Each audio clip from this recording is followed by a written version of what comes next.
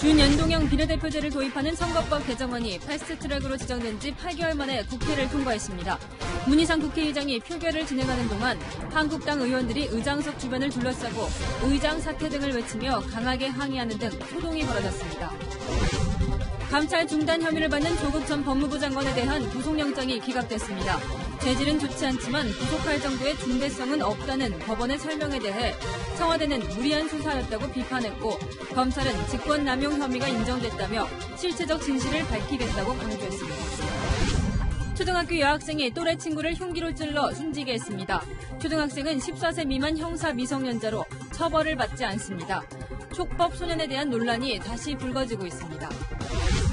5살 딸을 여행용 가방에 가둬 숨지게 한 40대 여성이 아동학대 치사 혐의로 체포됐습니다. 경찰은 숨진 딸의 몸에서 멍이 여러 개 발견된 점을 근거로 상습적인 학대 가능성을 조사 중입니다. 일본 NHK가 오늘 새벽 북한이 미사일을 발사한 것으로 보인다고 보도했다가 번복했습니다. 오후에는 우리 헌재가 각하로 결정한 한일 위안부 합의 문제를 파편으로 보도했다가 삭제했습니다. 크리스마스 이브에 닭강정 33만 원어치를 거짓 주문한 사건은 대출 사기 일당이 벌인 보복이었습니다. 피해자가 이들로부터 감금과 폭행까지 당했다며 경찰에 신고한 사실이 뒤늦게 드러났습니다.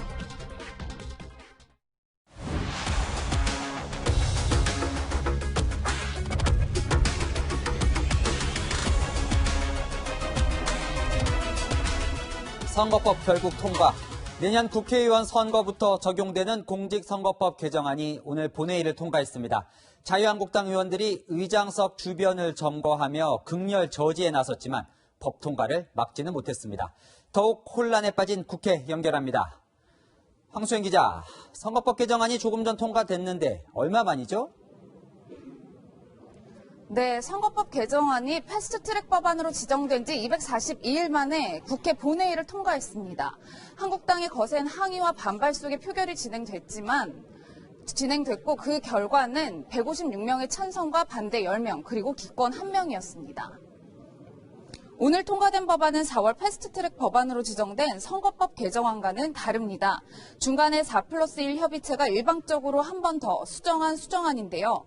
현재 지역구 253석과 비례대표 47석을 유지하되 비례대표 의석 중 30석에만 준연동형 비례대표제가 도입됩니다. 선거 연령은 만 19세에서 만 18세로 하향 조정됩니다. 네, 한국당이 법안 처리를 저지하면서 몸싸움을 하던데 이게 국회 선진화법 위반은 아닌가요? 네, 오늘 한국당 의원들 의장석 주변을 둘러싸며 인간 장벽을 만들고 문희상 국회의장이 의장석에 올라서지 못하게 막아섰는데요. 이에 의장 경호원 10여 명은 통로를 확보하기 위해 나섰지만 한국당 의원들이 버티면서 결국 몸싸움까지 발생했습니다. 민주당은 명백한 의사진행 방해라며 징역 5년을 외치며 국회 선진화법 위반을 주장했는데요. 국회법에 따르면 의원의 회의장 출입을 막으면 5년 이하의 징역 또는 1,000만 원 이하의 벌금에 처합니다. 하나 더 물어볼게요. 민주당은 고위공직자비리수사처, 즉 공수처 법안도 오늘 상정한다는 건데요. 한국당은 이 법도 최대한 막겠다는 거죠? 네, 지금 현재 방금 막 공수처 법안이 국회 본회의에 상정됐습니다. 그리고 지금 국회 본회의는 산회된 상태인데요. 한국당은 지난 선거법 때와 마찬가지로 필리버스터를 통해 공수처 법안을 저지하겠다는 방침입니다. 이에 따라 임시국회 회기가 종료되는 내일까지 필리버스터는 계속될 것으로 보입니다. 지금까지 국회에서 채널A 뉴스 황수연입니다. 네, 오늘 통과된 선거법 개정안의 핵심은 준연동형 비례대표제입니다. 시청자분들은 이 제도를 정확히 이해하셨나요? 지역구 후보 한 표와 함께 정당 후보 한 표를 찍는 건 예전과 같으나 계산하는 방법이 완전히 달라집니다. 내 표가 어떻게 계산되는지 알아야 되지만 취재진이 만나본 시민들은 대부분 고개를 저었습니다. 김철중 기자가 보도합니다. 연동형 비례제 어떤 건지 들어보셨어요? 비례대표를 많이 뽑는 거 그거 아닌가요? 똑같아졌어요? 결국에는? 네, 근데 왜 그렇게 난리를 친 거죠? 처음 들은 얘기라서 잘 모르겠어요. 지역구랑 비례대표 의원의 차이는 혹시 아세요? 그쵸, 몰라요. 내년 총선에 적용되는 준연동형 비례대표제는 정당 득표율과 지역구 의석수를 연동해 비례대표 의석수를 배분하는 방식입니다. 정당별로 복잡한 계산식을 거쳐야 전체 의석수를 알 수 있습니다. 지난 3월 심상정 정의당 대표는 비례대표 계산식에 대해 세부 내용을 국민이 알 필요가 없다고 했다가 논란이 되기도 했습니다. 심 대표의 말처럼 유권자들은 어리둥절합니다. 뉴스를 통해서 몇 번 봤는데 잘 모르겠어요, 솔직히는. 너무 어려워요. 왜 그렇게 하는지도 모르겠고. 홍보를 적극적으로 했었으면은 저처럼 이렇게 아예 모르는 시민들이 좀 덜하지 않았을까라는 생각은 드는데요.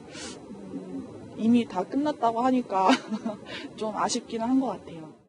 정작 유권자들의 투표 방식에는 큰 변화가 없습니다. 4+1 협의체 논의 과정에서 지역구와 비례대표 의석수가 현행대로 유지된 데다 지역구 의원의 한 표, 지지 정당의 한 표를 행사하는 방식도 기존과 같습니다. 결국 이번 선거제 개편 역시 정치권의 밥그릇 싸움이었다는 게 시민들의 반응입니다. 채널A 뉴스 김철중입니다. 네, 자유한국당이 만들겠다고 하는 비례정당이 투표용지 앞번호를 받으려면 현역 의원들이 옮겨가야 합니다. 그런데 한국당 당명 대신 신생 당명을 달아야 하다 보니 다들 꺼리는 분위기인데요. 당내선 불출마를 선언한 의원들이 가주기를 기대하고 있습니다. 그래서 강병규 기자가 그들에게 의향을 물어봤습니다. 선거법 개정안이 통과되면서 한국당의 비례정당 창당도 가시화되는 분위기입니다.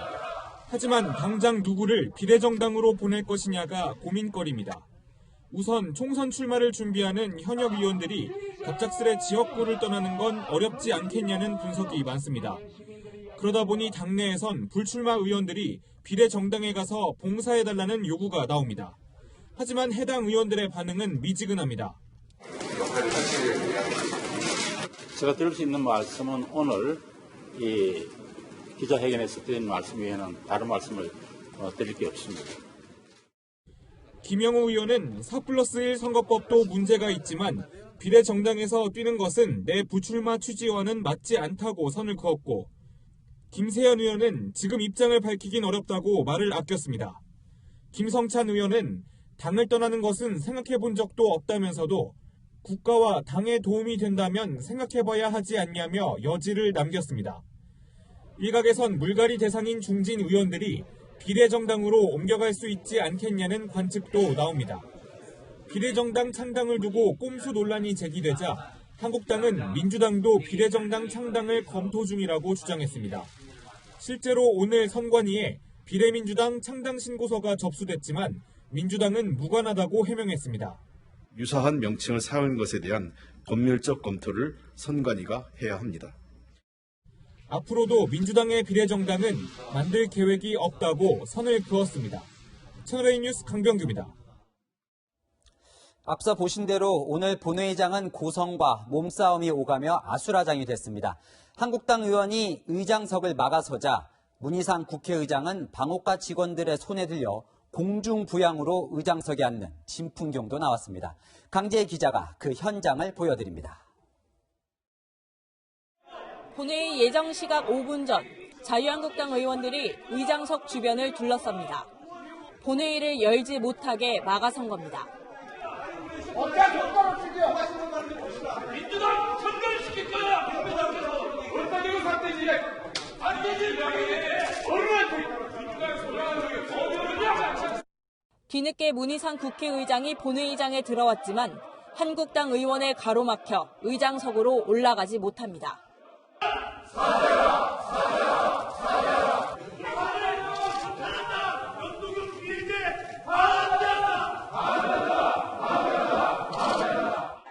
여성인 이은재 의원이 몸으로 막아서고 안상수 의원은 아예 들어 눕습니다. 대치가 길어지자 문 의장은 질서 유지권을 발동한 뒤 방옥과 직원들의 손에 들려 의장석에 앉습니다. 이 과정에서 머리가 헝클어지고 심장이 아픈 듯 가슴에 손을 대기도 합니다.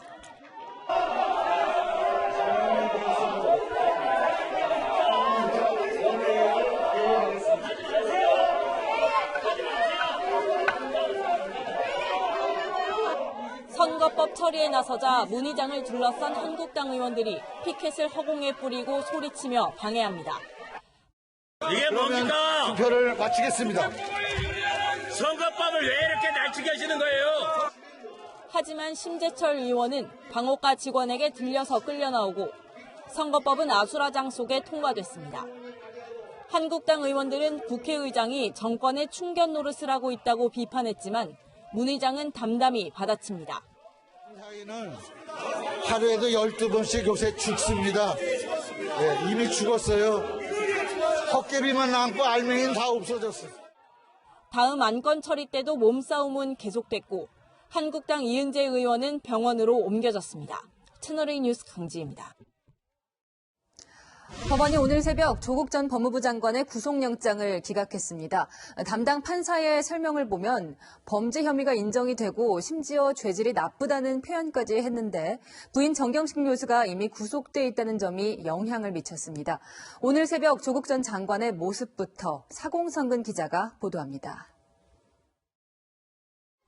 조국 전 법무부 장관이 오늘 새벽 1시 30분 서울 동부구치소 정문을 빠져나옵니다. 구치소 방호관과 차량 운전자에게 허리를 90도로 숙여 인사합니다. 취재진의 접근은 차단됐고 조 전 장관은 곧바로 차량을 타고 귀가했습니다. 구치소 앞을 지키던 조 전 장관 지지자들은 법원의 기각 결정에 박수를 치며 환호했습니다.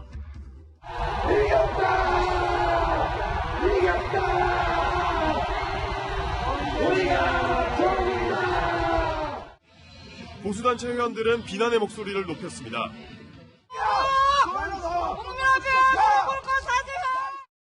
권덕진 서울 동부지법 영장전담 부장판사는 영장기각 직후 기자단에 밝힌 영장기각 사유에 범행의 죄질이 좋지 않다고 적었습니다.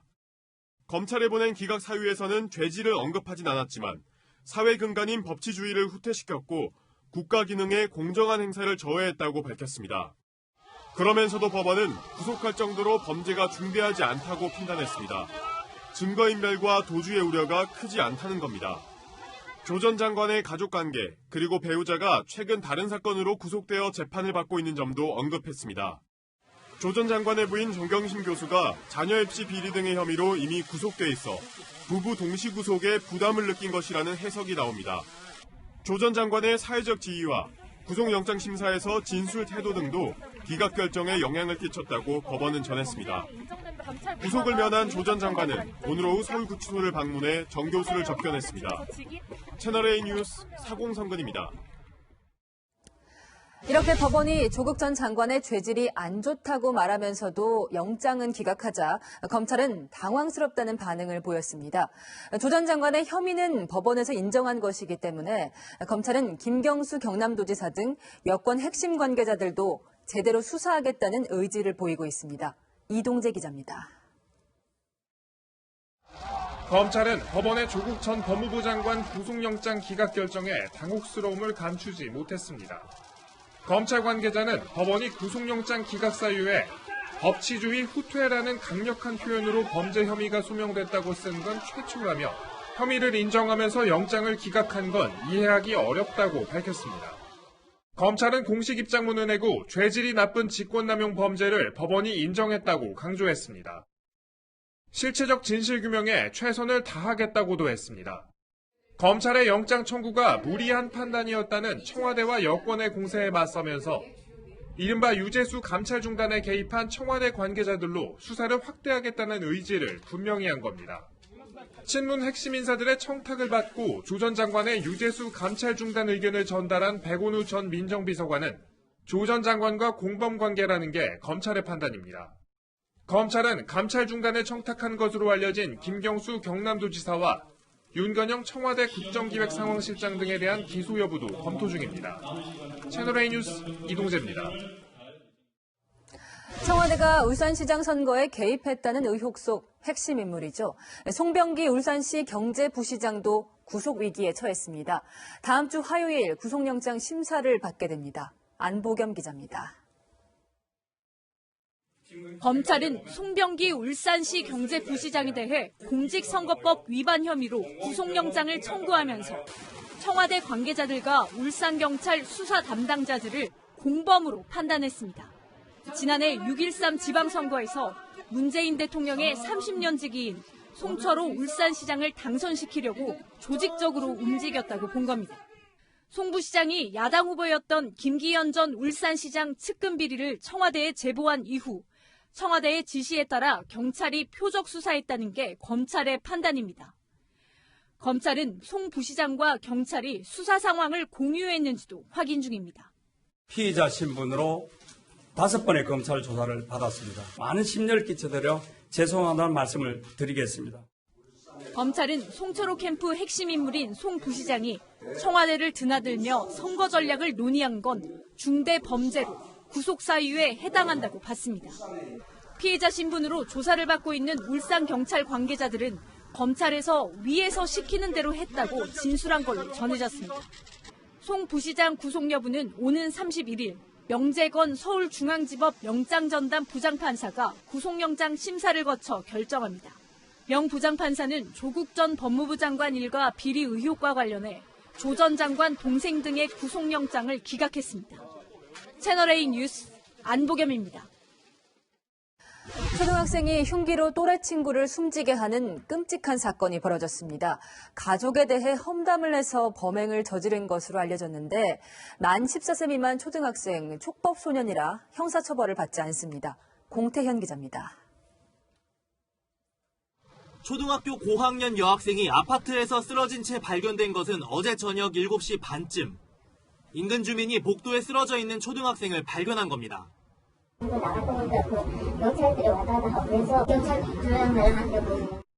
의식이 없던 초등학생은 병원으로 옮겨졌지만 결국 숨졌습니다. 저희가 나간 건 심정지를 나갔대요. 심장이 멈춰서 나가서 현장 확인했더니 엎드려 있어가지고. 숨진 초등학생의 몸에선 흉기에 수차례 찔린 흔적이 발견됐습니다. 신고를 받고 출동한 경찰은 탐문 수사 끝에 흉기를 휘두른 사람이 같은 학년 친구인 A양인 사실을 확인했습니다. A양은 경찰 조사에서 숨진 여학생이 자신의 가족에 대해 험담을 해 흉기를 휘둘렀다는 취지로 진술한 것으로 알려졌습니다. 경찰은 A양이 형사처벌을 받지 않는 만 14세 미만의 촉법소년인 점을 감안해 곧바로 사건을 법원 소년부로 넘겼습니다. 법원은 오늘 A양을 소년분류심사원으로 보내 정신감정을 진행하기로 결정했습니다. 정신감정 결과가 나오면 A양에 대한 보호처분 등의 결정을 내릴 예정입니다. 채널A 뉴스 공태현입니다. 살려달라고 병원에 안고 데려왔지만 결국 숨진 5살 딸, 2시간이나 여행 가방에 가둬둔 사람은 비정한 엄마였습니다. 경찰은 엄마가 상습적으로 학대를 했는지 조사하고 있습니다. 박선영 기자입니다. 43살 이모 씨가 의식을 잃은 5살 딸을 안고 찾아온 병원입니다. 어제 저녁 6시 반쯤 병원 응급실에 도착한 이 씨는 의료진에게 딸을 살려달라고 소리쳤습니다. 오열하면서 아기 안고 곧바로 달려왔으며 곧바로 한참 모니터 달고. 그런데 의료진은 아이의 몸 곳곳에서 의심스러운 정황을 발견했습니다. 팔다리 쪽으로 해가지고 멍이 손바닥 정도 사이즈로 해서 멍이 있었고요. 또 등 쪽으로도 해서 멍이 좀 물에 많이 담가놓으면 손 많이 쭈글쭈글 하듯이. 30분 가까이 심폐소생술이 이어졌지만 아이는 결국 숨졌고 아동 학대를 의심한 의료진이 경찰에 신고했습니다. 이 씨는 경찰 조사에서 여행용 가방 안에 2시간 정도 딸을 가뒀더니 숨졌다고 진술한 것으로 알려졌습니다. 경찰은 의료진이 이 씨에게 들은 말을 근거로 상습적인 학대가 있었는지도 캐묻고 있습니다. 체포 직전 이 씨는 의료진에게 오늘은 딸을 때리지 않았다며 며칠 전엔 말을 듣지 않아 때렸다고 털어놓은 겁니다.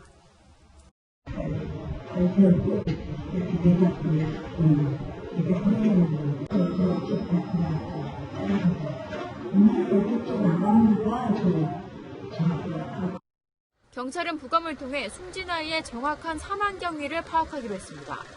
경찰은 또 이 씨에 대해 아동학대 치사 혐의로 구속영장을 신청하는 방안을 검토 중입니다. 채널A 뉴스 박선영입니다. 밖으로 도움을 청할 수 없는 호텔방에서 휴대전화도 뺏긴 채 성폭행을 당하고 있던 여성. 음식 배달 기사의 빠른 신고로 범인을 잡을 수 있었습니다. 우현기 기자의 단독 보도입니다.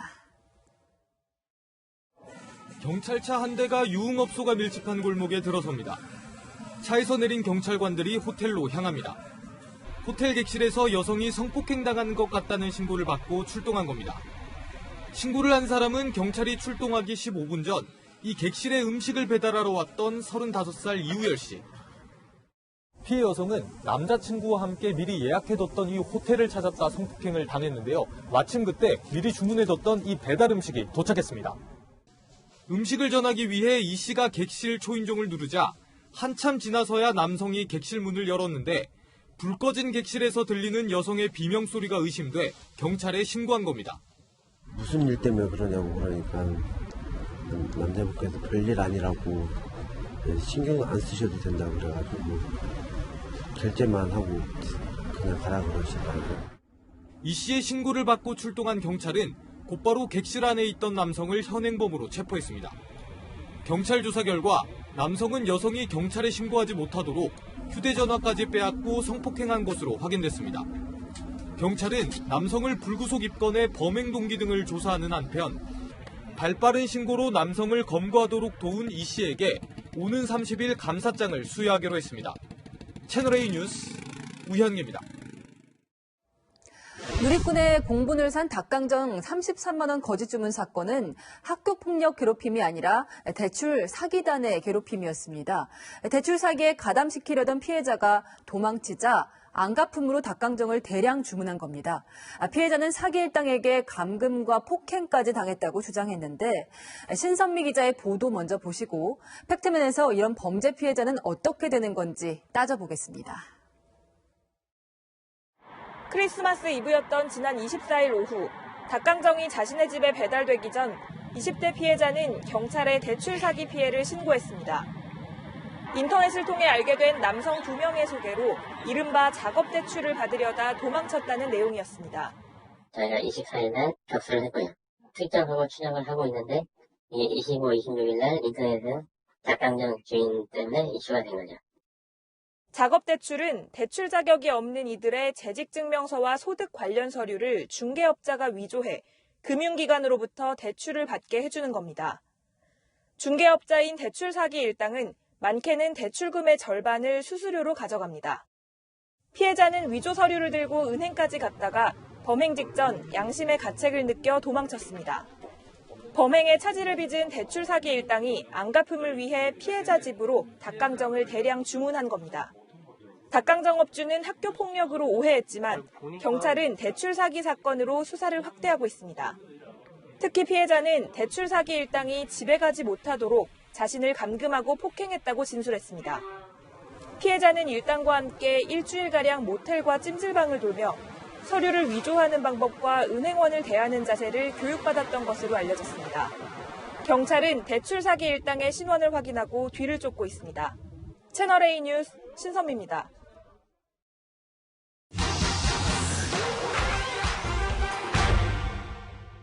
사실만 짚어드리는 팩트맨입니다. 조금 전 보신 닭강정 사건에 등장한 작업대출 수법. 2년 전 개봉한 영화 원라인 속 장면과 판박인데요. 은행에서는 대출 한도가 꽉 찼다 그랬는데. 그런데도 돈을 받아주겠다는 거야. 누가? 네. 아니, 이제부터 JS라는 디자인 회사 직원이에요. 이렇게 직장 재직 증명서와 소득 관련 서류를 위조해서 대출을 받게 해주겠다며 접근하는 작업대출 중개업자들, 당연히 처벌 대상입니다. 그런데 돈이 급해서 작업대출을 의뢰한 사람도 처벌을 받는 걸까요? 따져보겠습니다. 온라인에도 작업대출 가담만으로 처벌을 받는 건지 문의하는 글 정말 많은데요. 20살인데 작업대출을 받았다거나 불법인지 전혀 몰랐다는 피해 사례들. 안타깝지만 모두 형사처벌과 함께 금융거래에도 불이익을 받습니다. 가담자들의 경우에도 사기죄의 공범 혹은 사문서 위조죄의 공범으로 처벌이 가능합니다.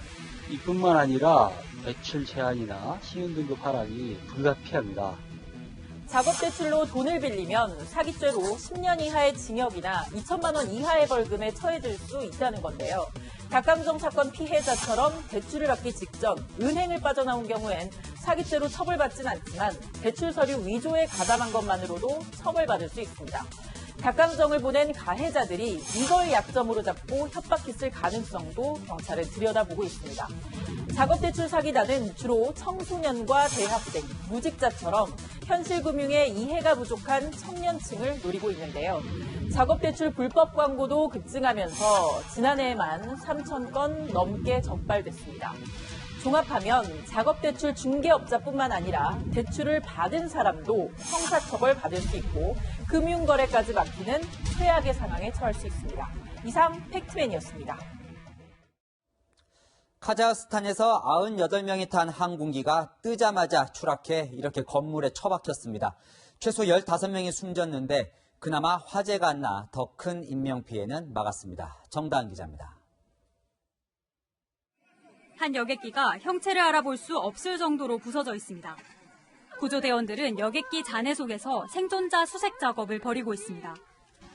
이 여객기는 현지 시간으로 오전 7시 5분쯤 카자흐스탄 알마티 공항에서 이륙한 뒤 17분 만에 추락했습니다. 이 사고로 최소 15명이 숨지고 60여 명이 다쳤습니다. 추락한 여객기는 현지항공사 백에어 소속으로 당시 승객 93명과 승무원 5명 등 모두 98명이 타고 있었습니다. 현지 당국은 원인 조사가 마무리될 때까지 사고기와 같은 기종 여객기 운항을 전면 중단한다고 밝혔습니다. 중동 걸프 지역과 동남아에선 달이 태양의 테두리만 남긴 채 가리는 반지 형상이 나타났습니다. 불의 반지라고도 불리는 금한식은 약 2분 55초 동안 지속됐습니다. 일부 국가에선 금한식을 보기 위해 모여든 시민들의 눈을 보호하기 위해 망원경과 특수안경을 제공하기도 했습니다. It's a good question. You know, it's only 2 minutes, but it's so intense that you talk about it with your friends and family for the next months. 현지 언론은 걸프 지역에서 금한식이 관측된 것은 118년 만이라고 전했습니다. 스위스 중부의 한 스키장에선 대규모 눈사태가 일어났습니다.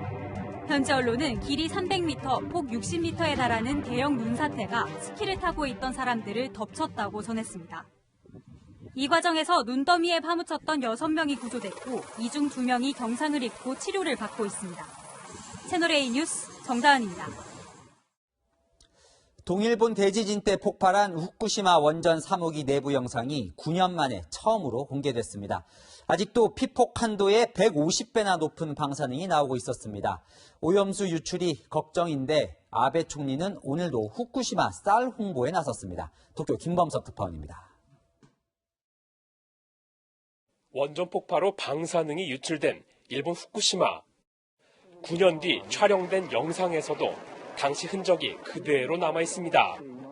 배기관들은 엿가락처럼 휘어져 있고 당시 폭발로 무너진 건물 잔해들도 여기저기 흐트러져 있습니다. 건물 2층에선 방사능 경보음도 울립니다.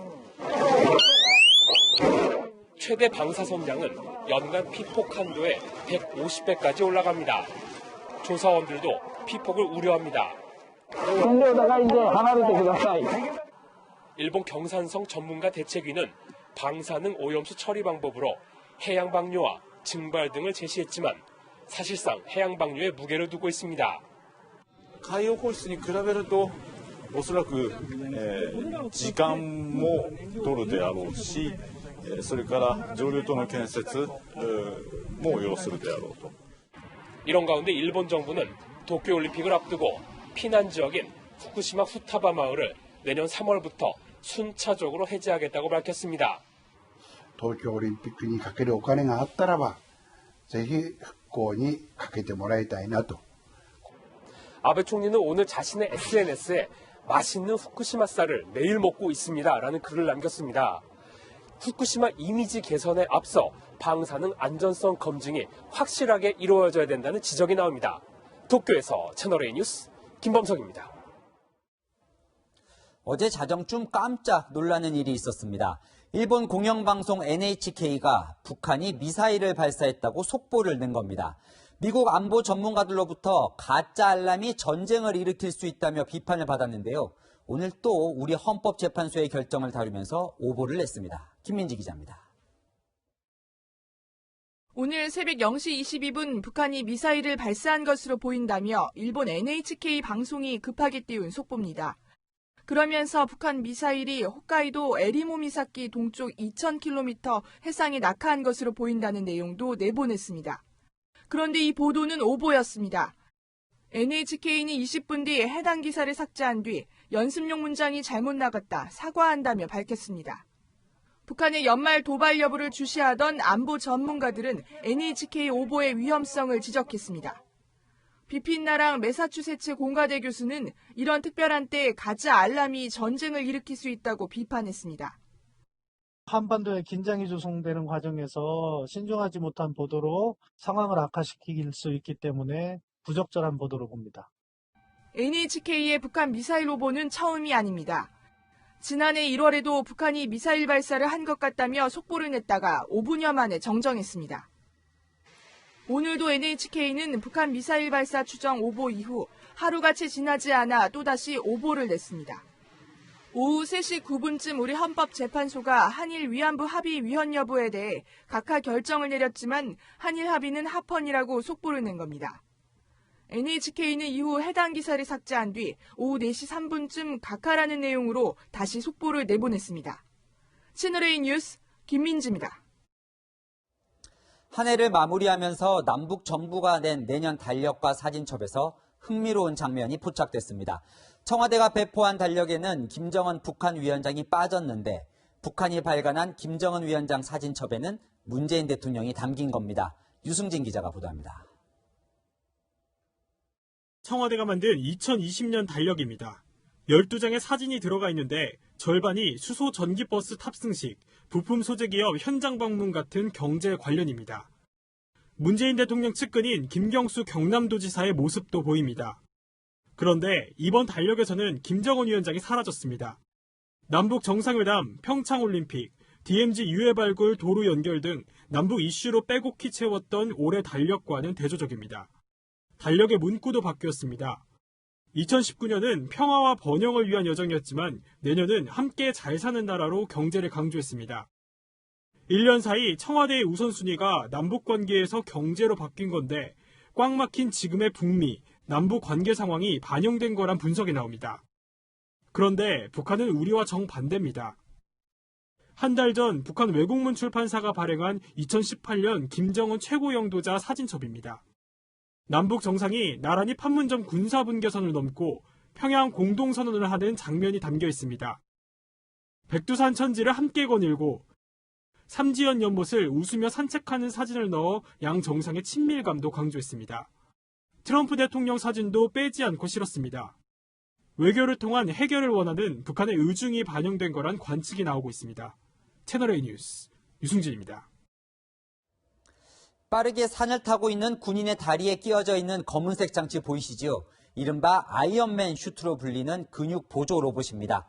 저 로봇을 입으면 저절로 근력이 늘어나는데요.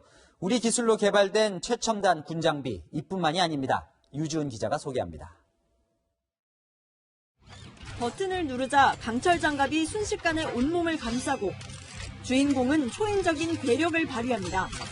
영화적 상상력이지만 이런 아이언맨 슈트가 군사용으로 개발되고 있습니다.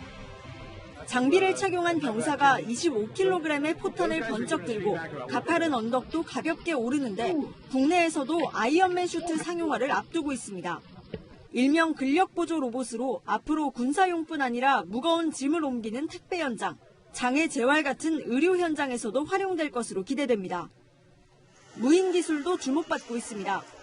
지난달 부산 한 아세안 특별 정상회의장에 등장한 경차보다 작은 다목적 무인 경비 차량.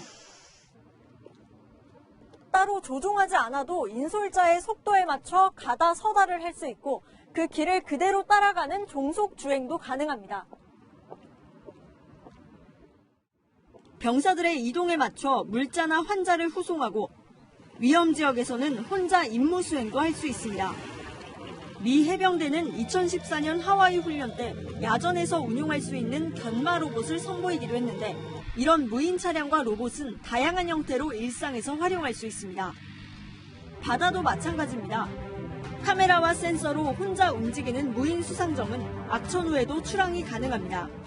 군의 어떤 시험평가를 통해서 검증된 기술들이 미래에 적용되기 때문에 굉장히 높은 수준의 기술로 세계 시장을 저희들이 접근해 갈 수 있는 이점이 있습니다. 이런 첨단 장비들은 국방력 강화와 함께 일상을 바꾸는 미래 먹거리가 될 것으로 보입니다. 채널A 뉴스 유주은입니다. 15억 원 이상 주택은 대출받아 살 수 없게 정부가 막았는데 이제 강남 로또 분양 누가 받을까요? 오늘 강남의 분양 현장에 현금 부자들만 몰렸습니다. 안건우 기자의 현장 취재입니다. 오늘 문을 연 한 아파트 모델하우스. 12.16 부동산 대책 이후 첫 분양 현장입니다. 청약 열풍으로 대다수 모델하우스는 장사진을 이루지만 어쩐지 한산합니다. 문의 전화는 수만 건이었지만 15,000여 명만 방문할 수 있게 예약을 받았기 때문입니다. 전용 면적 84제곱미터의 분양가는 16억 원대.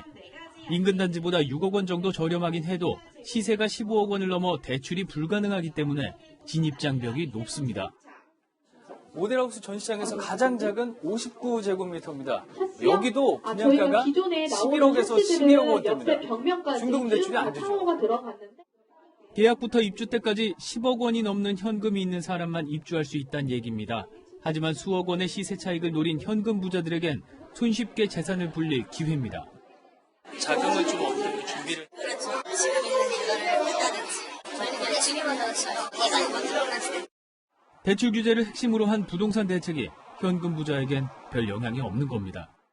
12, 16 대책이 별 어떤 영향이 없는 프로젝트 아닌가 이런 생각이 듭니다. 자금 출처라든가 세밀하고 디테일하게 어떤 검증이 되는 거 과정이 있기 때문에 거기에 대한 어떤 소비자에 대한 어떤 민감도는 있을 뿐이지 연관이 좀 없지 않을까 이런 생각됩니다.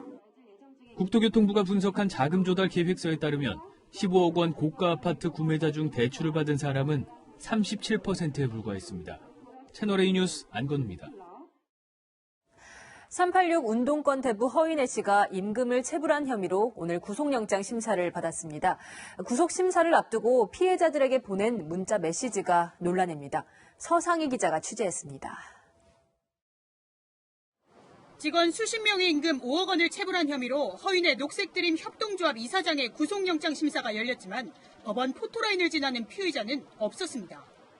허 이사장은 취재진을 피해 정문이 아닌 법원 내부 지하 통로를 이용해 전용 엘리베이터를 타고 법정으로 향했습니다. 검찰은 새로운 형사사건 공개금지 규정에 따랐다고 설명했지만 법원은 불구속 피의자가 지하 통로를 이용해 영장심사에 출석하는 것은 이례적이라고 밝혔습니다. 취재진을 피해왔던 허 이사장은 영장이 청구되자 구속을 피하려고 분주하게 움직였습니다. 피해자인 직원들에게는 문자 메시지를 보내 처벌 불원서를 요청했습니다. 자신이 구속되면 치명상이라며 직원들이 처벌 불원서를 제출해야 남은 금액에 대한 권리가 주어진다는 겁니다. 영장심사를 하루 앞둔 어제는 조합 사무실의 모습을 드러낸 허 이사장이 분주하게 움직이는 모습이 포착됐습니다.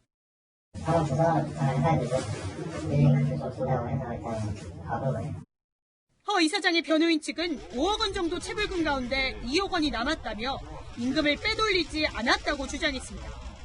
조만간 금방 다 지불 완료할 수 있는 액수고 전혀 문제가 없습니다. 검찰은 허 씨가 과거에도 임금 체불로 벌금형을 받았고 진정성이 의심된다며 구속 필요성을 강조했습니다. 허 이사장에 대한 구속 여부는 이르면 오늘 밤 늦게 결정될 것으로 예상됩니다.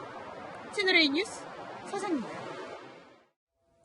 흰 가운에 왕진 가방을 맨 의사. 옛날 영화에서나 볼 수 있는 모습이죠. 오늘부터 이 왕진 가방을 든 의사들이 다시 동네 곳곳을 누빕니다. 이지은 기자가 동행했습니다.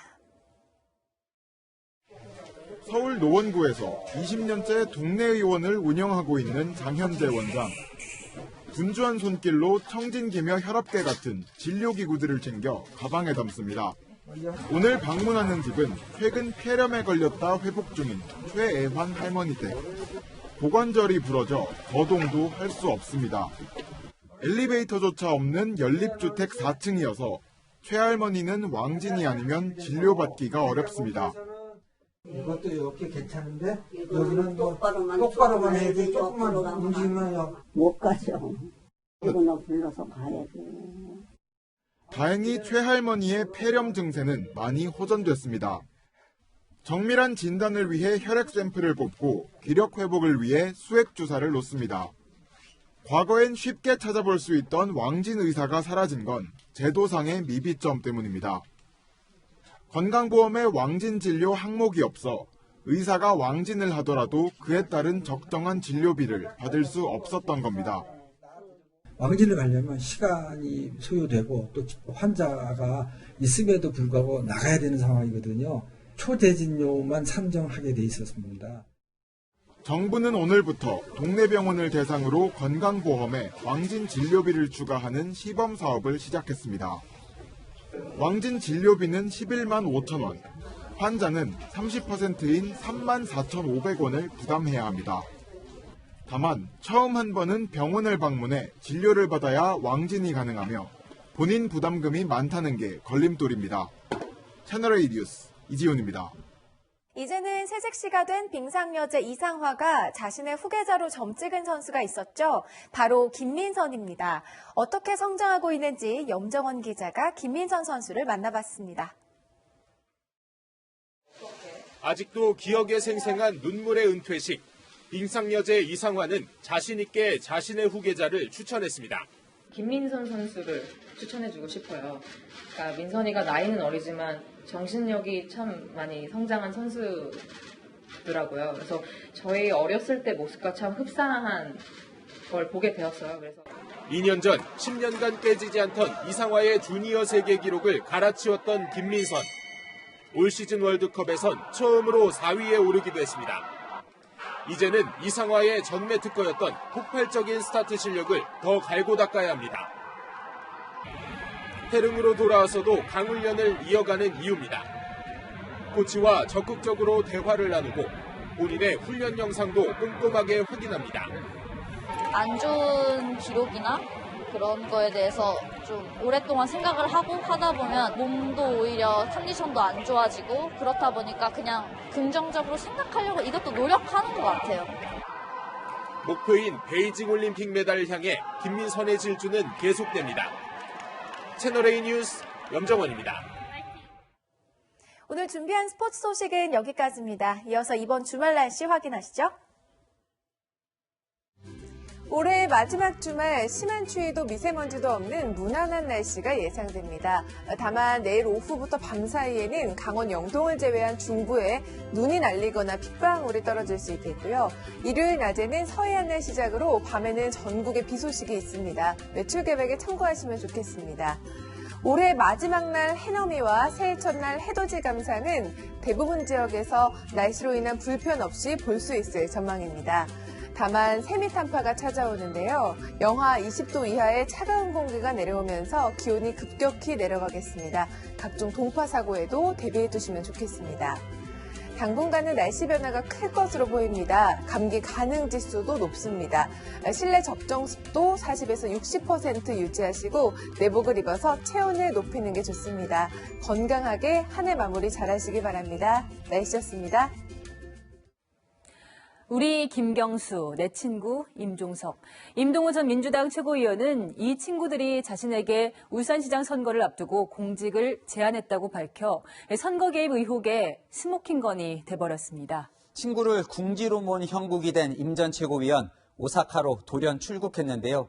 내일 귀국 의사를 밝혔습니다. 의리냐, 대의냐, 복잡한 생각 말고 진실만 알고 싶습니다.